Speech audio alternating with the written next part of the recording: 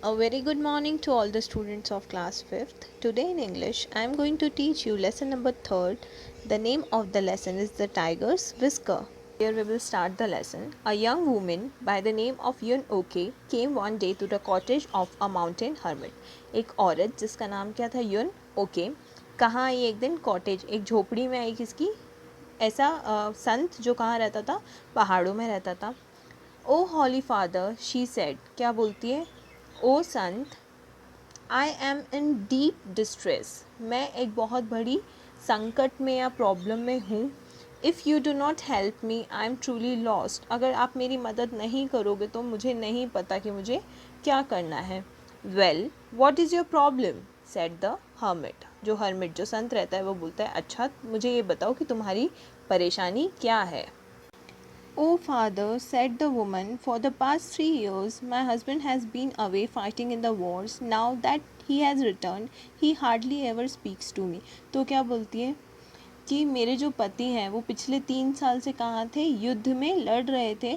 अब जबकि वो घर आए हैं तो वो मुझसे कभी कभार ही बात करते हैं. He use to love me dearly but now he is a changed man. वो मुझे पहले बहुत ज़्यादा प्यार करते थे लेकिन अब वो बहुत बदला बदला बिहेव करते हैं. अब वो बहुत बदल चुके हैं. If I speak to him he doesn't seem to hear. अब मैं अगर उनको कुछ बोलती हूँ तो वो सुनते नहीं हैं. If ever he talks to me he speaks very रफली. अगर वो मुझसे बात करते हैं तो वो बहुत ज़्यादा रफली बात करते हैं. If the food is not to his liking he pushes it away and leaves the room angrily. और अगर जो खाना है उनके मनपसंद का नहीं है तो वो क्या करते हैं उसे पुश कर देते हैं मतलब फेंक देते हैं और रूम को छोड़कर गुस्से में चले जाते हैं. Dear it seems happen sometimes. वो बोलते हैं जो संत होता है वो बोलता है ऐसा कभी कभार होता है. When young man come back home after the wars their hearts are full of bitterness.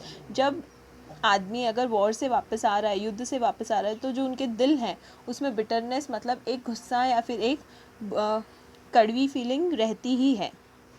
Please father give me some potion that will make my husband loving and gentle as he used to be. तो बोलती है please father आप मुझे एक ऐसा पोशन मतलब एक ऐसा जादूगर मतलब ऐसे एक जादुई लिक्विड दो जिससे मेरे जो हस्बैंड है वो मुझे वापस पहले जैसे प्यार करने लग जाए. A potion for your husband said the hermit.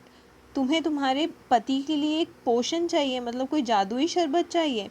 Well come back after 3 days and I will tell you what I shall need for such a potion. ठीक है तुम आज से 3 दिन बाद मेरे पास आना और मैं तुम्हें बताता हूँ कि उस पोशन के लिए मुझे उस जादुई शरबत के लिए मुझे क्या क्या चाहिए होगा. 3 days later Yun Ok came back to the hermit. 3 दिन बाद क्या होता है यून ओके जो है वो वापस उस हर्मिट के पास आती है.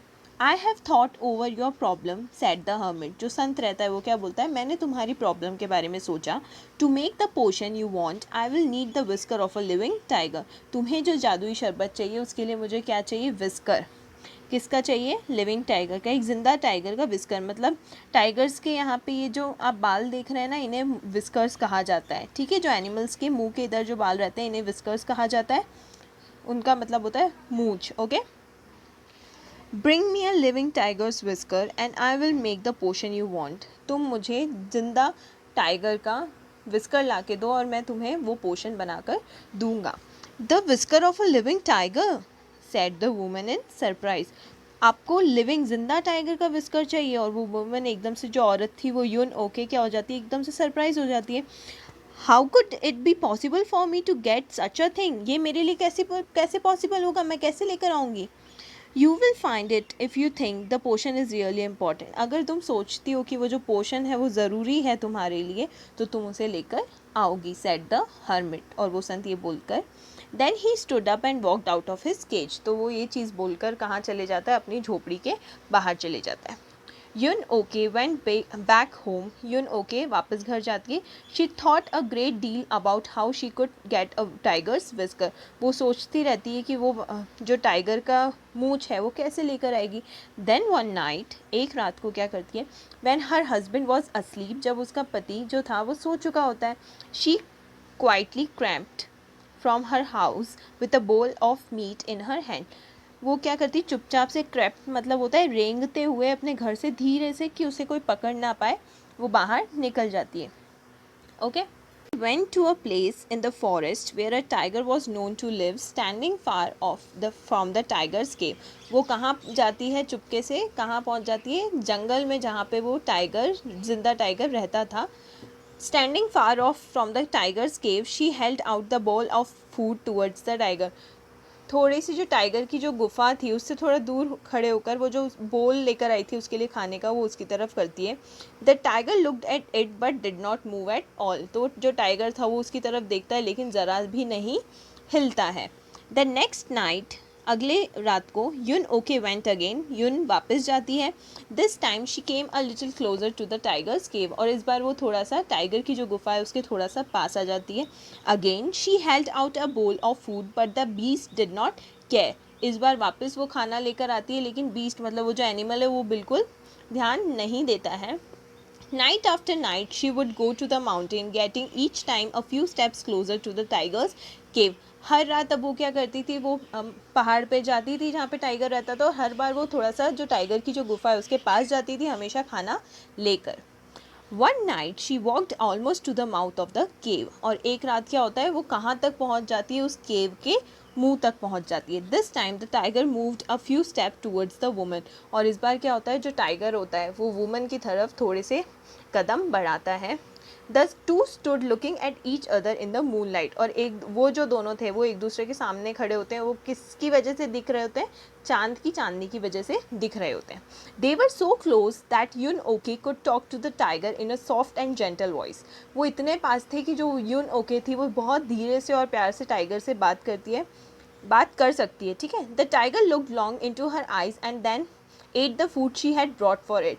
और वो जो टाइगर जो होता है वो भी यून ओके की आंखों की तरफ देखता है और वो खाना खा लेता है जो यून ओके उसके लिए लेकर आती है. When Yun okay came again the next night, जब यून ओके अगली रात वापस आती है, she found the tiger waiting her on the trail. तो वो देखती है कि जो टाइगर है वो उसका वेट कर रहा है. कहाँ पर, ट्रेल मतलब रास्ते में बैठकर उसका वेट कर रहा है. After the tiger had eaten the food brought for it, Yun okay caressed it head gently with her hands. This continued for many days. After the tiger had eaten the food मतलब जो tiger रहता है वो खाना खा लेता है जो यून उसके लिए लाती है. और यून कैरिस्ड मतलब उसको ऐसे अपने हाथ से सहलाती है, ठीक है, उसके सिर को. और ये ऐसा कुछ बहुत दिनों तक चलता रहता है. देन वन नाइट, एक रात को क्या होता है, caressing the tiger's head lovingly, Yun Ok said. एक रात को जब वो उसका सर प्यार से सहला रही थी तो यून ओके क्या कहती है, oh gentle tiger, I want one of your whiskers, please don't be angry when I have it. तो क्या बोलती है, ओ जेंटल टाइगर, ओ प्यारे टाइगर, मुझे क्या चाहिए, तुम्हारी एक विस्कर चाहिए, तुम्हारी एक मूंछ चाहिए, प्लीज़ गुस्सा मत होना जब मैं वो लूँगी. And she snipped off one of the tiger's whisker. Snip मतलब वो कैंची से उसकी टाइगर की जो मूंछ है वो काट देती है, as you can see in this picture. Okay. The tiger was not angry at all. और वो जो टाइगर रहता है वो बिल्कुल भी गुस्सा नहीं होता है. So this was the lesson and the next part we will read tomorrow. Okay, thank you.